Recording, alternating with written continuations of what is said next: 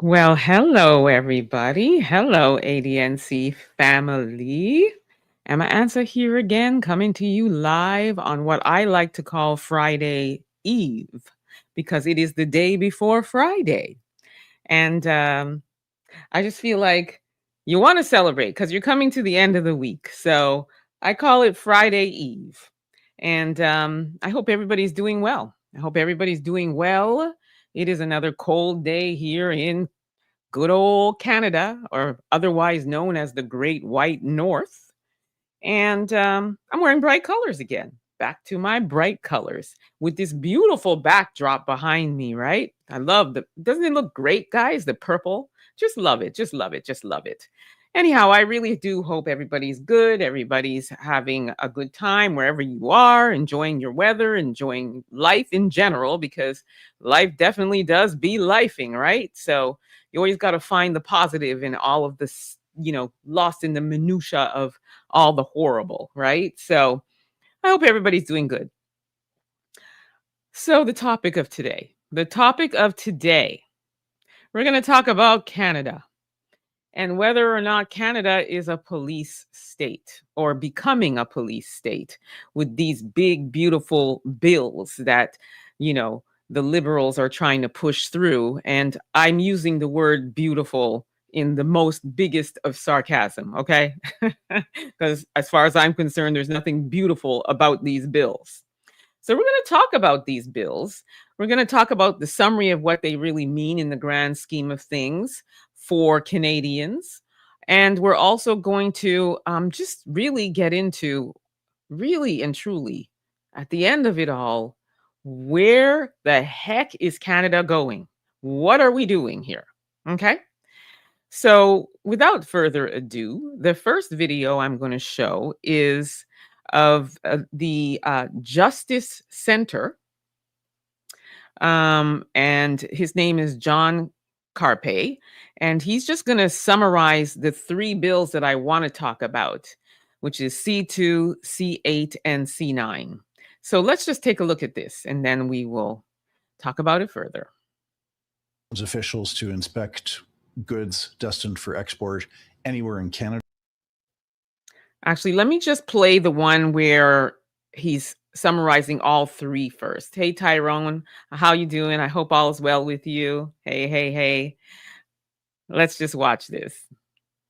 Will be a police state by Christmas if Parliament passes bills C-2, C-8, and C-9 in their current form. C-2 is the Strong Borders Act. It should be called the Strong Surveillance Act. It empowers Canada Post to open letter mail without a warrant. It criminalizes the use of cash in amounts greater than 10,000. And it empowers a vast army of government officials, not just police, to conduct warrantless searches of the computers and cell phones of Canadians.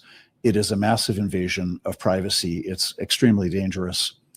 We then have Bill C-9, which is the Combating Hate Act. And this legislation is going to result in many more Canadians getting prosecuted, not over something that they've done, but on the basis of something that they have said or written. Bill C-9, the Combating Hate Act, gets rid of an existing requirement that hate speech prosecutions need to be reviewed by the Attorney General. And it also gives judges authority to impose much longer sentences, jail sentences on people if the judge feels that hate was part of the motivation in the commission of the crime. Bill C-9 still does a terrible job of defining the emotion of hate. And so there's lots of discretion left in subjective feelings of police officers, Crown prosecutors, and judges. So that's a serious problem. There have been warnings that the Online Harms Act, which prior to the last election was known as Bill C-63, might be reintroduced. If the Online Harms Act is brought back and passed into law, you're going to see the Canadian Human Rights Commission with massive new powers to prosecute Canadians over offensive non-criminal speech with penalties up to $50,000. You're going to see a digital safety commission with a vast army of bureaucrats to enforce federal regulations that are passed in respect of the internet and internet contents. And you're going to see Canadians punished preemptively because their neighbor fears that they might commit a hate speech crime in future. The Online Harms Act would authorize judges to place Canadians under house arrest and wear an ankle bracelet in respect to curfew, etc. People who have not been charged with any offense or convicted of any offense. So preemptive punishment is actually part of the Online Harms Act. Now, last but not least, currently before the House of Commons, we have Bill C-8, the Cybersecurity Act. This gives federal cabinet ministers the power to kick individual Canadians off the internet.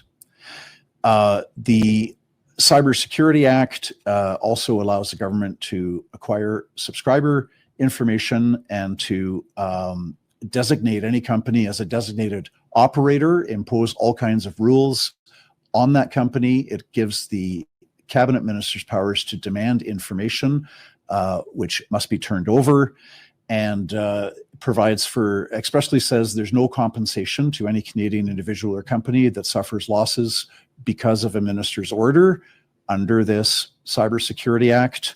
Administrative penalties for not complying with the minister's order up to $50,000 per day for individual Canadians, and up to 15 million for Canadian companies not complying with a minister's order.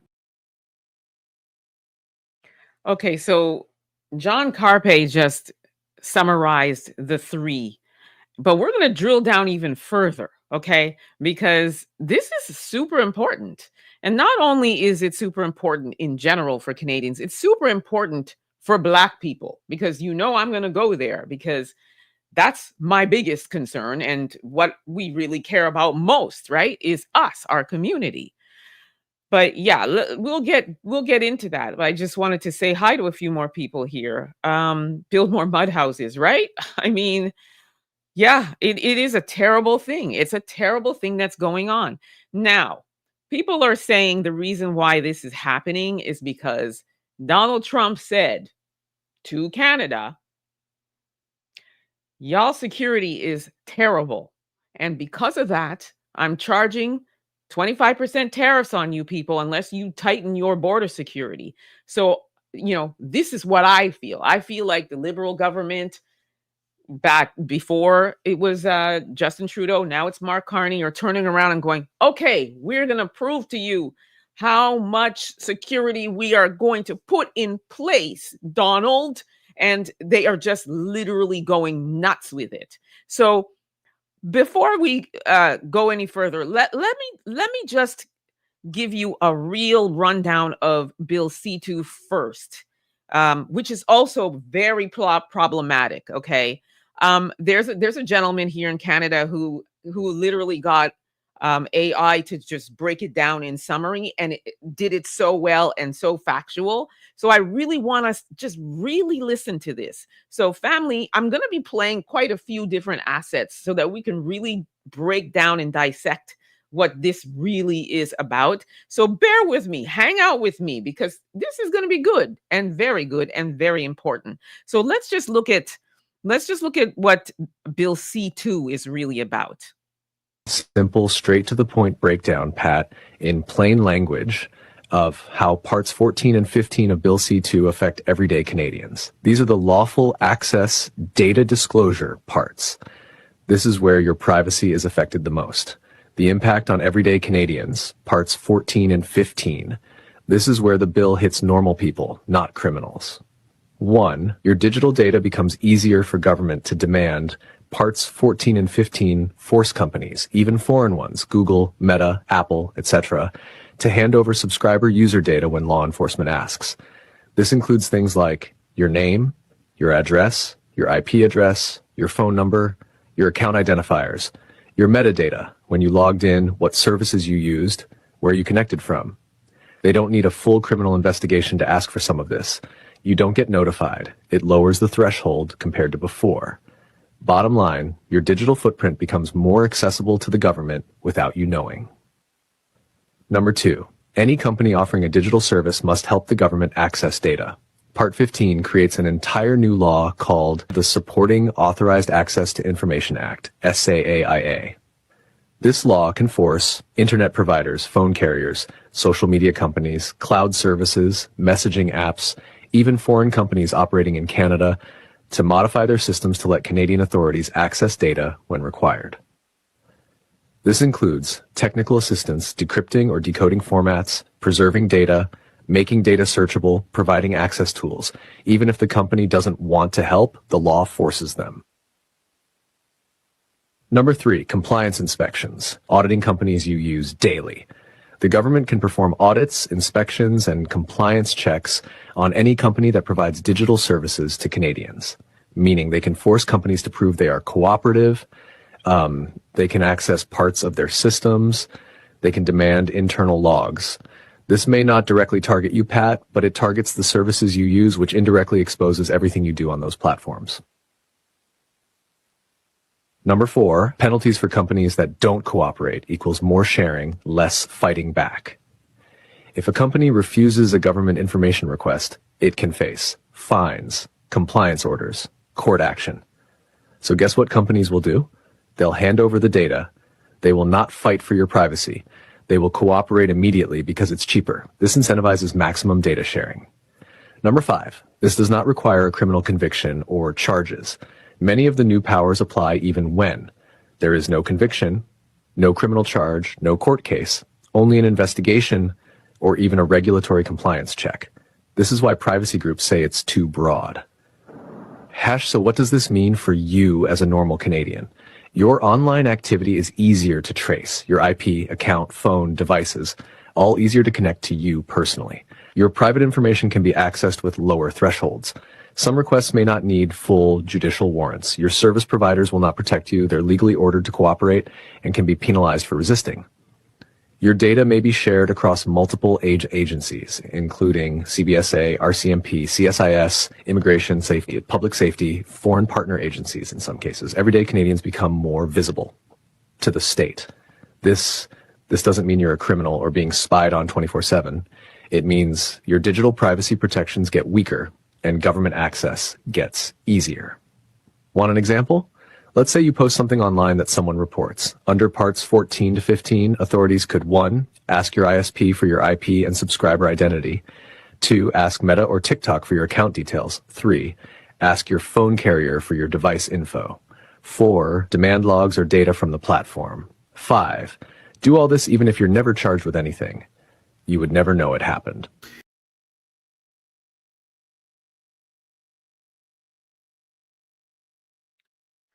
So in summary, if like this AI, use it as example, you literally don't have to be convicted of anything. You just have to be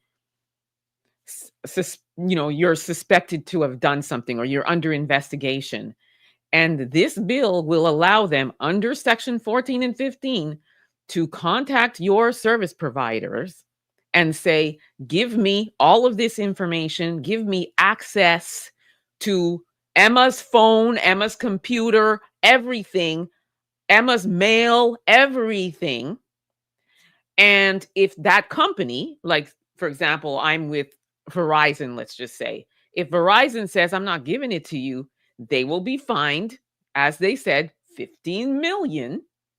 And me, as the person, if I choose not to, I'm fined 50,000 daily. Did you hear that? Daily. So this is one of the bills that they want to pass through. Right. Enlighten says, OMG. Exactly. That's my feeling. Frightening. Exactly. We don't have to live this way. We aren't criminals. Exactly. But that's the whole thing about it. You don't even have to be a criminal. You just have to be, for whatever reason, suspected or have to be investigated. And it could be any number of things. Like the example that was just said. Somebody reports you and says, oh, this person posts something online and I'm concerned. Like, people do. People aren't nice online, right? People say things. People threaten people. So it could be something like that, or it could be just something that maybe I said about, I don't know, something I reported on, let's just say, for an example, and somebody watched it and had an issue with it. So again, just being investigated. That's it. And with no warning. I got to relinquish all of this or get fined 50,000. And the company, do you think that they're going to allow themselves to be fined 15 million? Of course not. They're going to hand everything over. Everything over. I agree. It's time for me to pack up and go back to Ghana. Okay? Because that's just not even going to fly. So that's kind of the summary of this first bill, Bill C-2. So now let's talk about Bill C-8, because that one is also very problematic. So I'm just going to play another video where we've got, somebody in the House that is summarizing what Bill C-8 is all about. So take a look at this. The present bill, I am concerned, as I say, by the following sections. 15.1 and 15.2 give the minister the unprecedented, incredible power to kick any private Canadian citizen off the internet, to cut off their phone line, to turn off their cell phone. That is the plain language summary, but I will quote now the bill in its legalese. If there is reasonable grounds to believe that it is necessary to do so to secure the Canadian telecommunication system against any threat, the minister may prohibit a telecommunication service provider from providing any service to the specified person. Now, perhaps this might make sense to do in an extreme circumstance if a person is trying to cause our satellites to crash or to jam military radar. But this section does not use language about extreme threats of physical damage or threats to national security. It says any threat. And as far as I can tell, given the Liberals' incautious and bombastic use of terms like misinformation, that being any information they don't like, or existential threat, for instance, the member from Milton called the leader of my party an existential threat to our democracy, which is, of course, bananas. So given their incautious and bombastic use of these phrases, it seems to me that the industry minister could deem any speech she doesn't like any threat, and then kick that person off the internet. This section reaches Chinese Communist Party levels of government overreach, and they should be ashamed of themselves. The bill gets worse, it does not get better, Mr. Speaker. 15.2 Clause 5 gives the minister the ability to make her decision to kick someone off the internet. Secret. So imagine that. You've annoyed the Liberal Party overlords, and they've decided to kick you off the internet and cut your phone line. You can't tell anyone that you've been cut off. I have no idea how this could even possibly be enforced. But imagine being put effectively in a digital gulag, unable to use the phone or the internet or your online banking, and if you tell anyone that this happened, you could go to physical jail. I do not doubt that the Liberals will stand and say that I'm being somehow outlandish in my interpretation of this. I am not. It is there in black and white.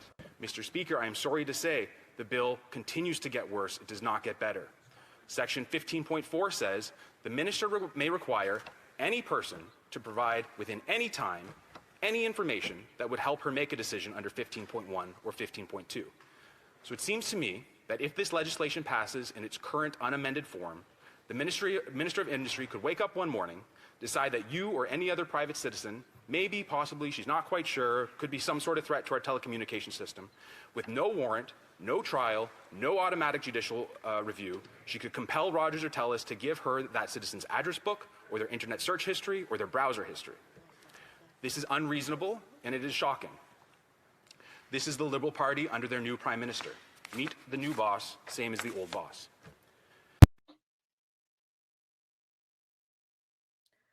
So again, the issue I'm having with these bills is everything is very vague. Any threat, what does any threat mean? Classify what a threat is. And like this man said, if it's something that attacks cybersecurity, I can see that. But to say that any threat, who decides what a threat is? So I could be saying something online somewhere or whatever, and that's considered a threat. And then the next thing you know, I wake up, my internet's gone, my phone service is gone, I can't do my banking. And then on top of that, if I go and report that it's gone, I can be in prison. Make it make sense. Make it make sense. And this again is the Liberal Party. And this, like he said, bombastic way of trying to make some sort of security be upped or amped up or elevated. but it's becoming borderline unrealistic, irrational, and really and truly just bananas. It's absolutely bananas. Absolutely bananas. Exactly. This is terrible. Right. He's said, back to the land from which I came. Precisely. Precisely. That's a good question. If this happens, what should we do?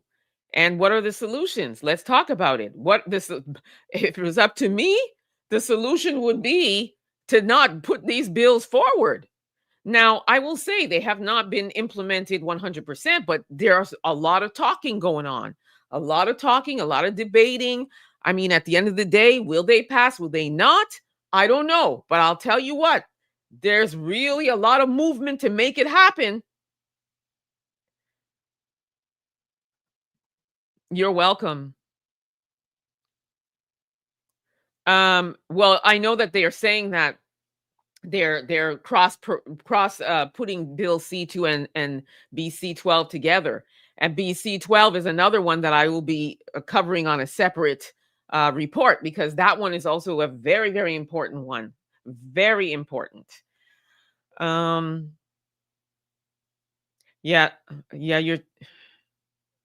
I mean, it wouldn't surprise me, right? Forcing us to do everything online. Yeah, so that they can spy, right? Literally. So yeah, that's the summary of C-8. Okay, so literally it gives the liberal government and law enforcement sweeping power to just, literally cut you off at the knees, because that's the best way to describe it. At the end of the day, we all need the internet. We need our phones. We need all of these things. So with Bill C-2 being able to go through everything just based on an investigation, again, vague, really vague description of what constitutes you having to go through that. And then another one, C-8, where like, okay, based on whatever they think is a threat, that you can literally be just taken down. Bananas. But so here we go. We're going to now talk about Bill C-9, which is the online harm, right? We're going to talk about that one. So let's just take a look at the summary of Bill C-9. And then also there's going to be an inquiry going on, or interview, whatever you want to call it, with the Justice Minister, Sean Fraser. So let's take a look at this. Specifically with hate symbols to public spaces. Just to confirm, does that include the internet? Generally speaking, the law will apply equally online as it does in real communities. So this bill will affect what people can say and write on the internet? Just in the limited circumstances where there is the willful promotion of hatred against it will apply someone. To the internet. The internet is within the jurisdiction of... It would be possible that someone could commit a hate crime on the internet, certainly. Because the same arguments that are being used by you and your government to push Bill C-9 to protect people against hate, which on the surface sounds incredibly noble, but these arguments are the same arguments that have led to the United Kingdom having police literally knocking on people's doors over their tweets.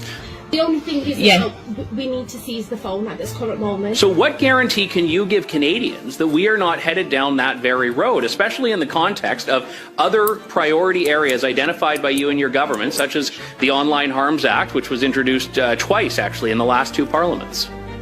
This legislation is not identical in kind to the reforms that have been put in place in the UK, and we've actually looked at their experience and see that there are real challenges with how it's played out. For example, we've got a different approach where some jurisdictions around the world have adopted a more blanket glorification that could attract the scrutiny of a liking a Facebook post, for example, and we chose a different path. We instead tried to be very clear that we would not interfere with the charter rights of Canadians to freely express themselves, but at the same time make it easier to lay charges where hate crimes are committed today. Can you guarantee that if C-9 passes, no Canadian will end up being charged because of something they've posted on Twitter or Facebook? Well, if they commit the crime of willfully promoting hatred against another person. A crime with a definition that you're changing. But it's possible that they could be convicted for what they willfully promoting hate online today. Certainly I would hope if someone commits a crime in the real world or online that they would face the appropriate criminal penalty if in fact it's captured by the code. Okay, so that's pretty much the question period about Bill C-9. So they're saying that also if there's online hate, that you're subject to being convicted. And from what I understand, the fine can be anywhere from $50,000 and then up to 2 years in prison. But again, here's the thing: right now, there's a lot of hate that goes on online. Right now, there's a lot of hate that goes on against us online. There's a lot. But the part that they're amending, or I guess layering in, if you want to call it, is they're making reference to symbols. And one of the symbols that they made reference to is the swastika symbol, because there was not too long ago somebody had mowed a swastika symbol in somebody's lawn. So that was one of the things that they felt was considered hate. And then also they talk about memes, if people posted memes online that were hateful. So here's what I have to say about that. Because as I said, there's a lot of hate that goes on right now.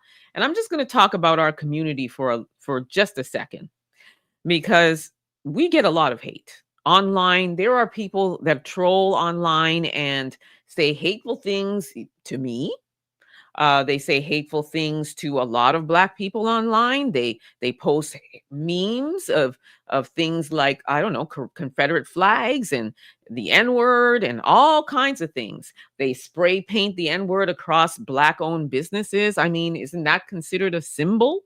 I mean, it represents hate, right? So I'm just saying, what I'm seeing with this particular bill is it's protecting a group of people, two groups of people, but I'm not seeing any protection for the Black community.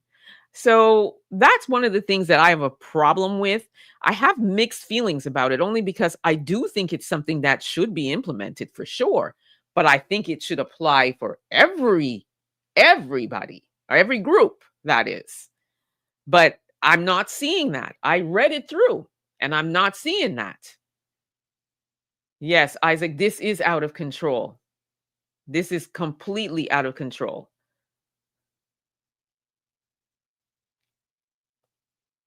Exactly. Yes, the Palestine, exactly. That could be a symbol too. Yup, they could consider to call the Palestine flag a hate symbol. Yes, that's the problem that I have with this. It's very vague. It's very vague. So we're not really getting a clear picture of what is considered a threat, what's considered online hate, what constitutes that, because we're seeing so much of it, but we're not seeing anything happening. So I'm going to give you an example of what I consider to be online hate, which is more recently what's been happening here in Canada with, people like Second Sons and stuff like that are marching around and, getting into combat training, preparing for a race war, preparing to take back Canada and what have you. They're doing all of that. So let's take a look at these groups that are just really fearless in doing it. So yeah. Let me just play a little bit here for you to see. Neo-Nazi conference. Make no mistake, we are at war. Attended by gym owners, coaches, trainers, networking with white supremacists that are conducting military-style drills.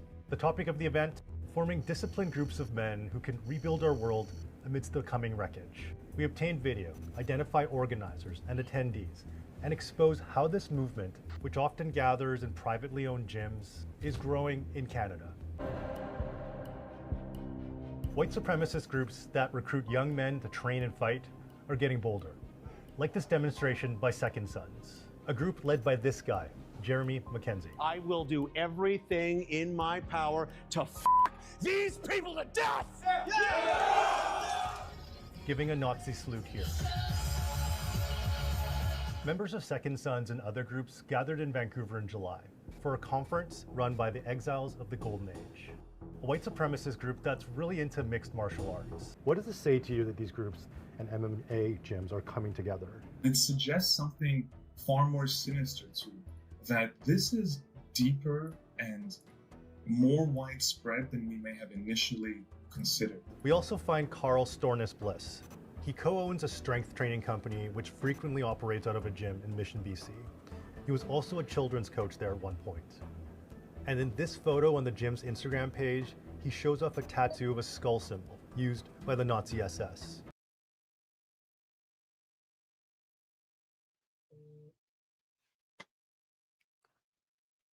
And they're everywhere. They're everywhere. And the police are called, and then nothing really happens. They either say they arrived late, they were gone by the time they got there. There's always something going on that they're just not able to get there when they're out here doing this stuff. Is that not considered hate? Is that not considered online hate? Is that symbol, the tattoo, not considered a symbol that constitutes hate? Oh, I'm not done. There's more. There's much more going on. Wait, they're attacking scripture too, people. They're attacking the Bible. They're questioning scriptures in the Bible to protect another group of people. I'm getting to that. Oh, thank you. Yeah, thank you. Thank you so much. Oh, yeah. So he's saying that I'm so beautiful that my enemies are upset with me. Well, you know what? Just pay attention to what I'm saying, because these things are very, very important. And, you can hate me all you want. It's not going to stop me from reporting this, because this is very important. It's very important. Yep, they're training hard in military warfare. They are, and they're popping up everywhere. They're popping up everywhere. They're unashamed. Most of them are masked, but some of them, or not some of them, but they're actually more than some of them they're just out there. Everybody knows their name. I don't see anybody pulling up to their door. I don't see, but I'm waiting to see if any of this is implemented. That would be considered a threat. So I'm waiting to see, is their internet going to be taken down? Are they going to be investigated? Are they going to be convicted? I'm waiting. So talking about symbols, more recently in St. Catharines, Ontario, a group showed up with a symbol that represents the Great Replacement Theory, I guess, and neo-Nazi and a whole bunch of other things. And they showed up with their merch, wearing their merch. And also they have a website where you can buy their merch. And they were out there scaring Black and brown people away. Yes, they were. This is the image right here. This is them. There they are, out in St. Catharines, Ontario. That's in the Niagara region. And this is their little merchandise with their little symbol. So, hello, government. Here's another form of hate, right? So I'm waiting to see what constitutes hate. And then also, the police were called on these people too. Nothing was done. Still talking about C-9. Still talking about C-9. Conservative Leslyn Lewis was also talking about it, because she had a real problem with this C-9 bill. And then also the former immigration minister, Mark Miller, is the one that's questioning the scriptures. And he's saying that that's also, inciting hate. Oh, yes, I said what I said. Let us watch this. With my first objection to Bill C-9, I find it quite perplexing that Christian hate was not even mentioned in the bill. In recent years, we have seen alarming hate-motivated attacks, including burning and vandalism of churches across Canada. Just last week, a century-old Ukrainian Orthodox church in Edmonton was burned to the ground. As we witness a record number of sacred spaces being destroyed, Christians have noticed the government's silence. Congregations have been left in fear, and people of faith feeling abandoned by their government's lack of enforcement of existing laws. In this context, it is shocking that a bill about combating hate is completely silent on the rise of Christian hate. The government's press release mentions anti-Semitism, Islamophobia, homophobia, and transphobia, yet it makes no mention of the rise of hate crimes towards Christians. This bill does not add new protections for worshippers. Instead, it expands state powers by removing the legal safeguards and watering down the definition of hate speech. It paves a path towards politicizing restrictions on speech. It even risks criminalizing dissent to what some would call thought crimes. We must exercise caution. Once such powers are granted to the government, they can be weaponized by any government against its critics. The existing criminal code already covers the most serious offenses. Section 318 makes it a crime to advocate or promote genocide. Section 319 criminalizes public incitement of hatred and willful promotion of hate, and speech that would lead to a breach of peace. These provisions already strike a careful balance between protecting Canadians from true hate and safeguarding freedom of expression. Bill C-9 attempts to redefine hatred so vaguely that it risks capturing legitimate debate. I'm just going to stop there for a second. Do you see what she said too? She said the word vague, and that is the problem with these bills. Everything is vague. It's just not descriptively defined.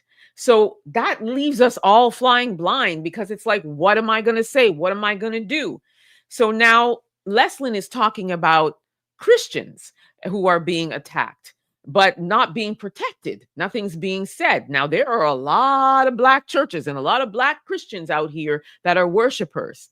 So now we're going to talk about what Mark Miller is saying now about scriptures and who it doesn't protect and how it incites hate, because he's now questioning, shouldn't that also be included in this bill?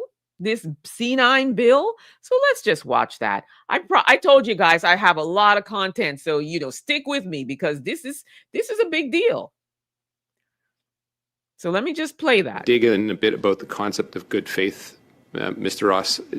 In Leviticus, Deuteronomy, Romans, there's other passages. There is clear hatred towards, for example, homosexuals.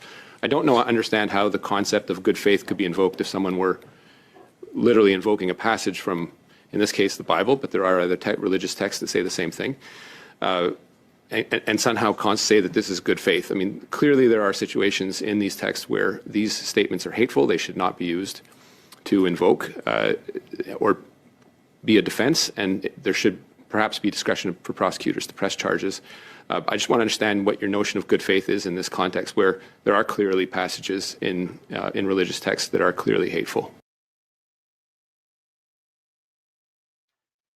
He mentioned Leviticus and Romans and Deuteronomy, and he's saying that all of these passages within these scriptures are hateful, but he only mentions one group of people, which is the LGBTQ plus community.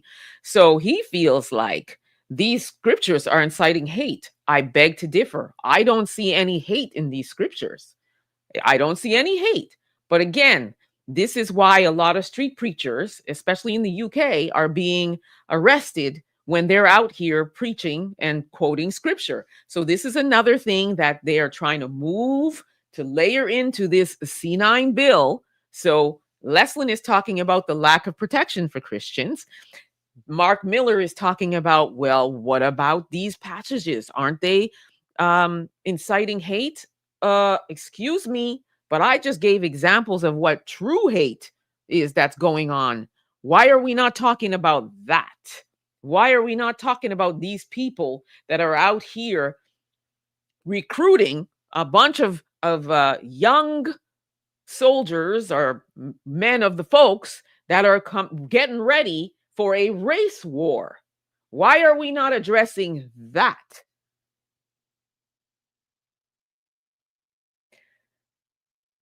You think the laws are meant to stop anti-war protests because the West in general is preparing to go to war with Russia. In the US, we're prepping to go to war with China. Canada will get dragged in by 2030.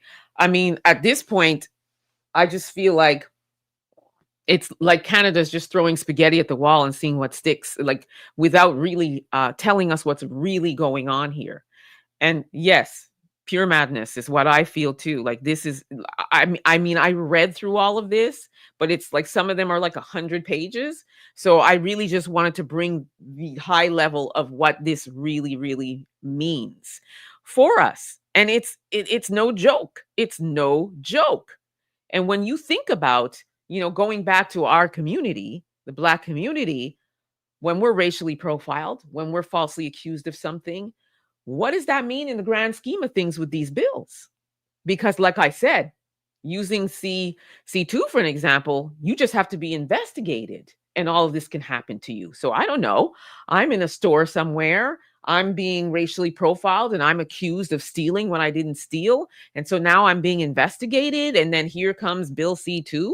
Like, again, because there's no clear definition of what falls under that category of you being investigated, I'm also throwing spaghetti at the wall and saying, okay, does that fall under there?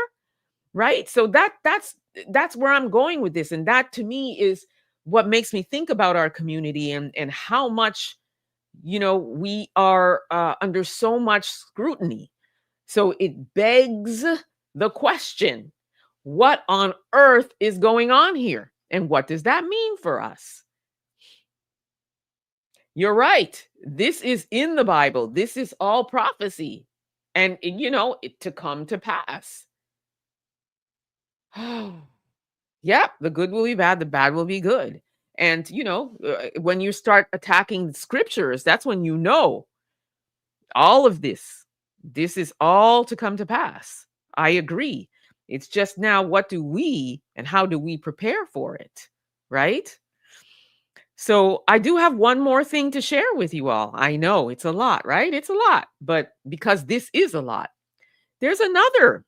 I don't know whether it's a bill or it's just something that's going to be implemented, and this is to all Canadians that are going to be traveling by land, at least right now, across borders into the United States. Check out what's going to happen. Advancing a plan to take a photo of you, Canadian travelers, when you either enter or exit the country. And this is sort of everywhere, right? Land, air, through a port as well. U.S. Customs and Border Protection has said it expects to have facial biometric technology fully in place at land borders sometime next year, while full implementation at seaports and airports is expected within the next 3 to 5 years. U.S. officials say the facial biometrics will be used to enhance security and help enforce immigration laws. Photos taken of foreign travelers will remain in a database for up to 75 years. Did you hear that?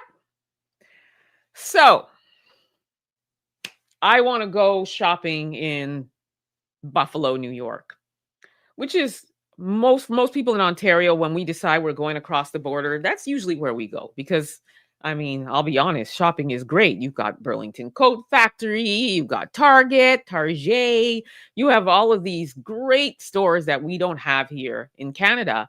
And I love going shopping there. Even Walmart. The Walmart in the United States is nothing like Canada, okay? So I want to go shopping. You would think the passport was enough, right? Or an enhanced driver's license that has your mug on. I mean, you go and you pay money for this passport. But no, now they want to implement where you're going to have to take your picture going in and coming back into Canada and hold it for 75 years. Like, first of all, am I even going to look the same in 10 years? And then also, again, very vague description. What if I go, I don't know, 4 times a month? Are you going to take my picture 4 times and keep all 4 pictures? What if I go once a month, I don't know, to a concert or a show or church or whatever? What if I go once a week because the gas is cheaper there? So I want to fill my tank. Like, how many times are you taking my picture when I present to you my passport? Which, by the way, when they run your passport, all your information is there. So to me, it's like, what are you doing? Why are we doing this? And everybody is saying it's because of Trump. It's because Trump has really slapped down hard on Canada, right? And is saying your security is subpar. And unless you get it together, I'm just going to keep tacking on tariff upon tariff upon tariff. And what that is also doing, though, is that Canadians now are just not traveling. I mean, why am I going to put myself through that? I don't have any desire to drive across the border. And a lot of people spend a lot of money in Buffalo going to the Buffalo Bills games, and there's like really great tours and stuff like that happen. And not only Buffalo, Detroit, all of the surrounding borders that are close by. So guess what? Now they're saying because Canadians are not traveling across as much, the US is on target to lose 5.7 billion. Okay? So there is the consequence of all of this. So, family, this is madness. Oh my God. Make it make sense, please. Somebody make it make sense.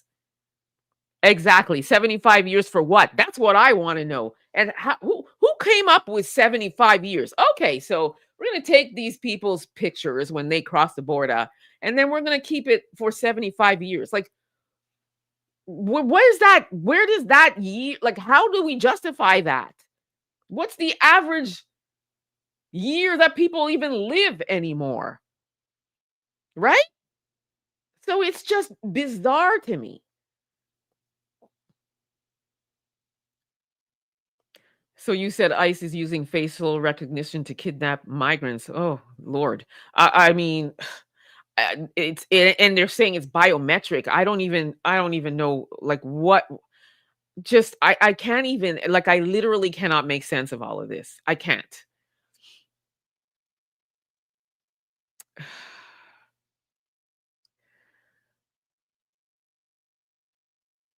Yeah, I mean, Trump has decided that Canada is, responsible for a lot of the fentanyl that was poured into the country, as well as, illegal migrants, and so he's decided your security is subpar. And I know Canada has done a lot to step up with security, like helicopters and enhanced security and dogs, and they're hiring more border officers and all of that stuff. But I guess Canada feels like that's just not good enough, because literally right now I feel like we're in a recession. Okay. The job market is horrible. People are out of work. People are losing their jobs. People are losing their homes. There's a lot of homeless now. There's encampments in areas of this country that I've never seen. I never thought I would live to see. It's really bad. And I feel like the government's like, we got to do something to really, we got to really show Trump. And it's just to the detriment of Canadians that live here. Shalom, positive vibes. Unfortunately, none of this is positive, but we're going to try to hope and pray that we get some positivity out of all of this. Yes, it is crazy.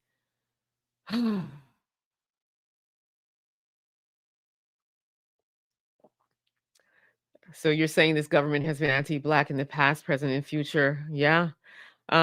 Which is why it doesn't change. Well, yeah, listen, I already, I'm already connecting the dots to the Black community as well. I mean, at the end of the day, we've been going through this for over 200 years in this country. It hasn't changed. It doesn't seem to be changing. So that's why, for me, when I look at these bills, I think about our community, because I'm thinking, okay, what does that mean in the grand scheme of things? Because we are often accused of things that we didn't do. right? By the Karens, the Beckys, the Kens, you name it. So if if a neighbor is saying, "Oh, I'm afraid for my life," like Karen, there's a big black man. What does that mean for the black man who just might be investigated? Do you see what I'm saying? Because again, this thing is so vague, right? So yeah, no reparations. Yeah, that's not going to happen. No reparations. And me and my partner of Black People United for Change, shout out to Vanessa St. Louis, have been fighting for an anti-Black hate crime, which I will be covering because our update has come through. And I will be doing that on a whole separate segment. I'm just waiting for some more information before I share what they said after our petition was read in the House of Commons and what we intend to do.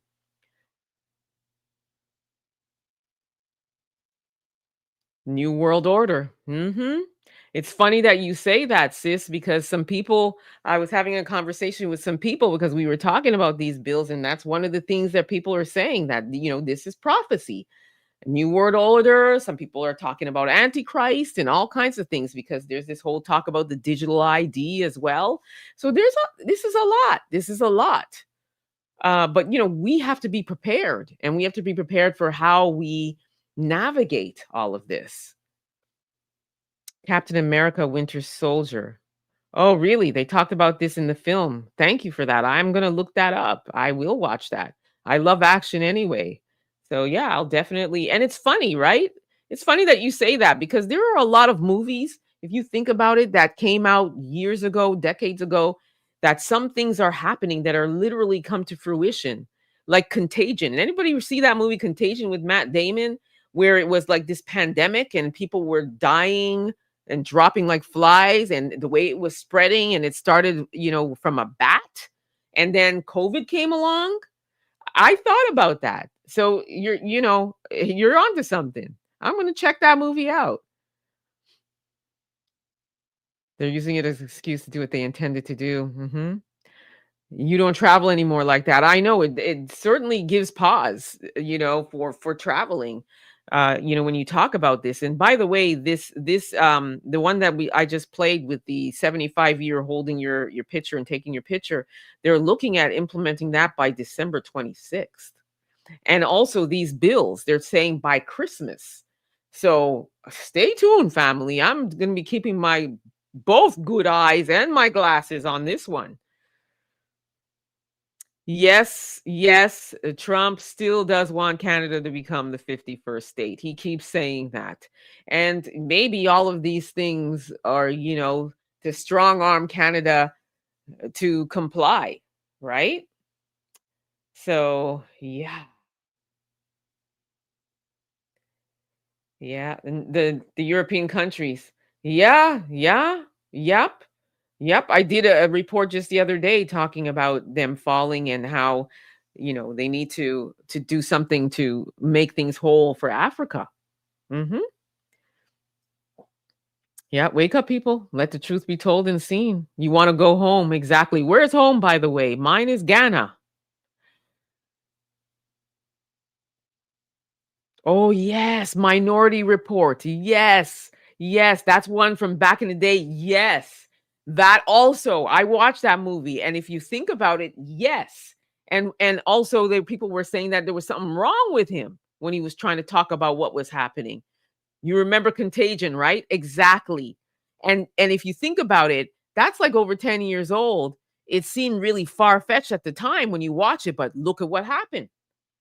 And when you watch what was going on with COVID, it did seem like it was out of a movie. It was so surreal.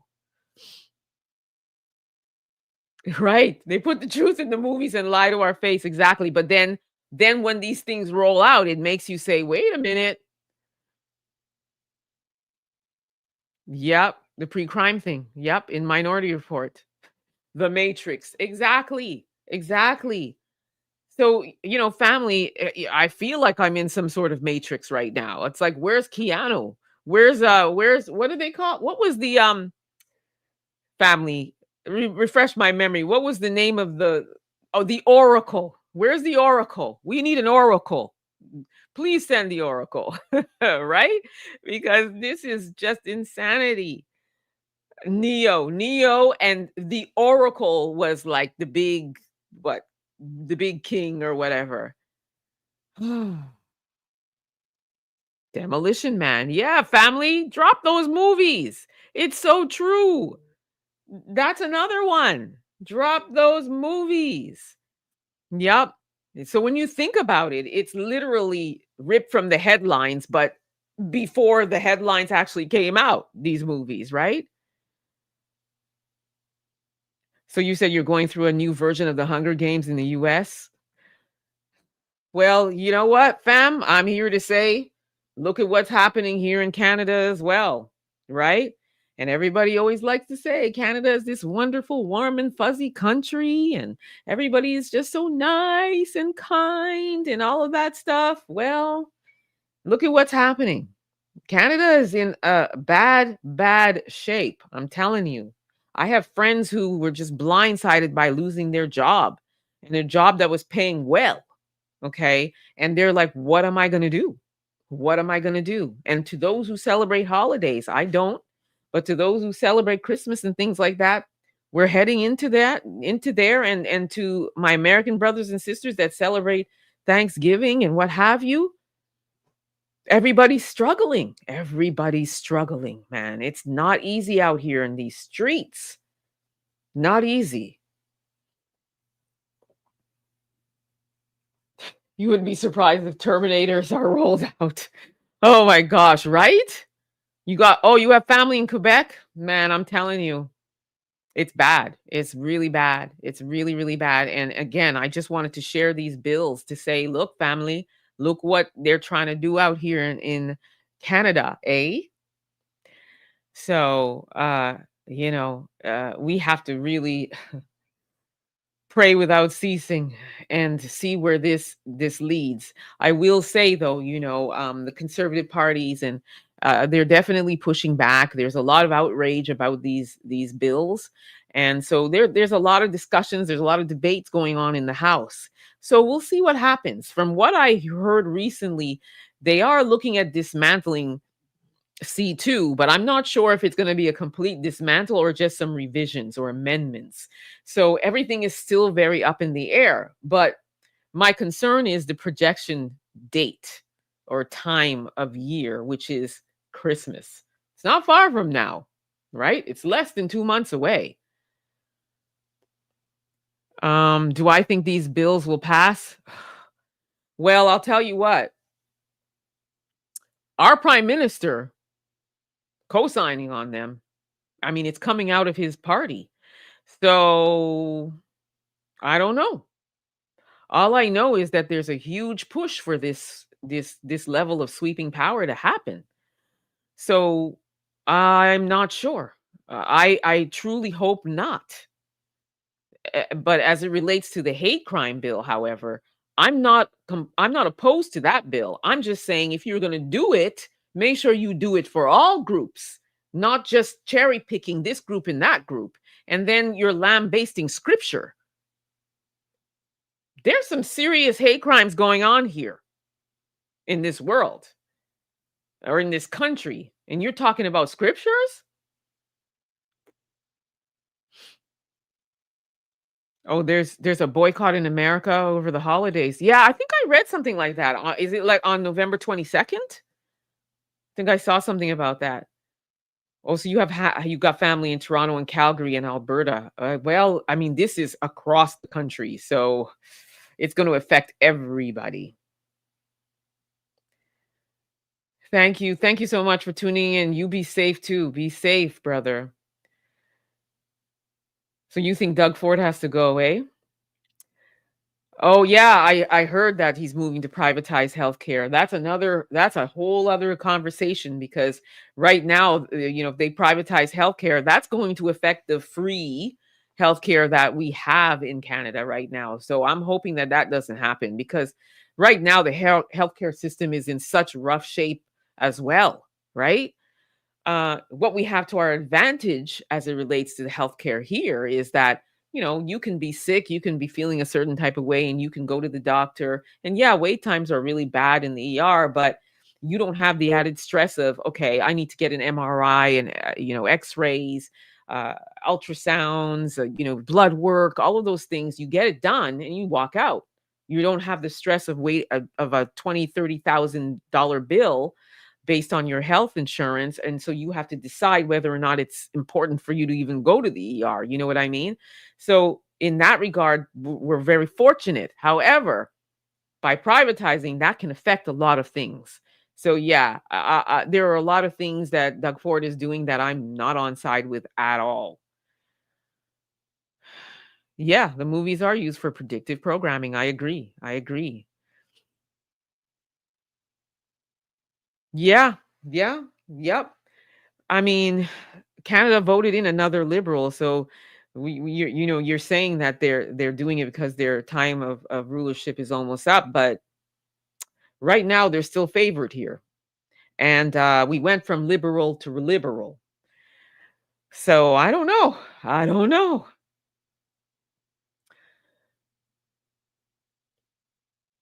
Good point. I mean, they want to implement all these bills, and I'm with you when you're right, sis. We just literally, family, we just have to really, really start thinking proactively. We got to start thinking proactively. We got to really keep our finger to the pulse and, really stay clued in. And also, we, the people here, have a voice. So we have to exercise that voice. So we need to reach out to our local MPs, our local mayors, our local, all of the, MPs, MPPs, all of that. And we need to also express our voices and our outrage for what's going on. Because at the end of the day, we do have a say. We do have a say. It's either that or Black people, pull up a chair, let me talk to you. Let's work on a mass exodus from this country, right?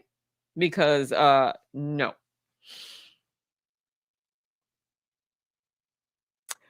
Well, you know what? I've been following Uptight 24. I've been following what's going on with Black pregnant women being turned away. I am actually covering one story that's going to be coming up this weekend, so stay tuned for that, with a sister in America that was literally just left there suffering in labor. And I just saw another report about a sister who was turned away from the hospital. Are they doing it here in Canada? I've not seen a report about that happening in Canada, but what I will say is that the level of care and concern for Black people in general, when we're in any kind of distress, pain, or whatever, I don't feel is taken as seriously. And that's because of this ongoing myth about Black people having thick skin, and then also just the racial profiling and stereotyping that if a Black young man walks into a hospital with a hoodie on and what have you, that he's just there for drugs and stuff like that. So that does go on here. But as far as people being turned away, I've not quite seen that yet. But that doesn't mean it hasn't happened. I've just not seen it. Exactly, sis. That's what we have to remember. They're elected. They're not elected, they're selected. So we have to use our voice. Anyway, family, I don't want to keep you for much longer. I appreciate you taking the time to travel with me through all of these bills. I wanted to share it with y'all in America, to show you too what's going on here in Canada. And I want to share with my Canada brothers and sisters as well, to say, look, this is something that is potentially coming down the pike. And we need to look at what it means, but more importantly, we have to use our voice. We have to use our voice. We have a say on what goes down in this country. Yes, it's time for us to travel back to the motherland, and that's where I'm from. I am Ghanaian to the core. So, and I'm a citizen of Ghana. So it's time to start really thinking about those things. I was having that conversation this morning. Exactly. Missing Black youth. Exactly. We're focusing on all of these things, and we've got some serious issues going on in our community, which is why I said I'm talking about our community, and when I think about these bills, I'm correlating that to our community.